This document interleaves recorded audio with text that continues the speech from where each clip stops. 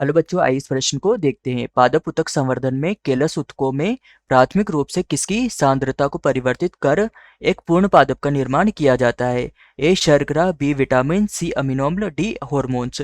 तो यहाँ पर हमें बताना है कि जो पादप उत्तक संवर्धन है उसमें किसके सांद्रता के परिवर्तन से एक संपूर्ण पादप प्राप्त होगा। तो यहाँ पर हमारी मुख्य अवधारणा अवधारणा होगी कि उत्तक संवर्धन क्या होता है। तो हमें उत्तक संवर्धन के बारे में बताना है कि यह किस पर क्या होता है तथा कैसे कार्य करता है। तो उत्तक संवर्धन में जो पादप होता है उस पादप का ऊपरी भाग का एक छोटा टुकड़ा लिया जाता है। इस टुकड़े को जेली पर रख दिया जाता है। जेली पर रखने के बाद इसको पोषक तत्व दिए जाते हैं। पोषक तत्व देने के कारण इसमें कोशिका विभाजन होने लग जाता है तथा एक समय ऐसा आता है जब हम इस भाग को नहीं पहचान सकते हैं। तो यह स्तर कहलाता है केलस। यहाँ पर केलस का निर्माण हो जाता है तथा जब हम इस केलस को विभिन्न हार्मोन देते हैं तो इन हार्मोन की जब हम सांद्रता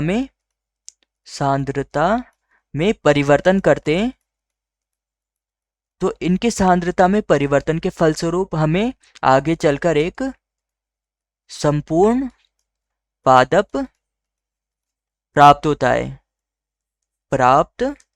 होता है।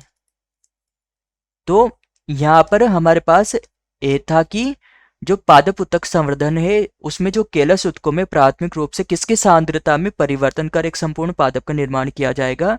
तो ए शर्करा, तो शर्करा हो जाएगी गलत। बी है हमारे पास विटामिन, तो यह भी हो जाएंगे गलत क्योंकि इनकी सांद्रता में परिवर्तन नहीं किया जाता है। सी है हमारे पास अमीनो अम्ल, तो यह भी हो जाएंगे गलत। डी है हमारे पास हार्मोन, तो यह हो जाएगा सही उत्तर कि जो हार्मोन है इन्हीं की सांद्रता में परिवर्तन करके हम एक पूर्ण पादप का निर्माण कर सकते हैं। तो यहाँ पर हमारा प्रमुख सिद्धांत होगा कि हार्मोन पादप उत्तक संवर्धन में हार्मोन सांद्रता परिवर्तन करके संपूर्ण पादप प्राप्त किया जाता है। तो आशा है कि आप इसे अच्छी तरह समझ गए होंगे। धन्यवाद।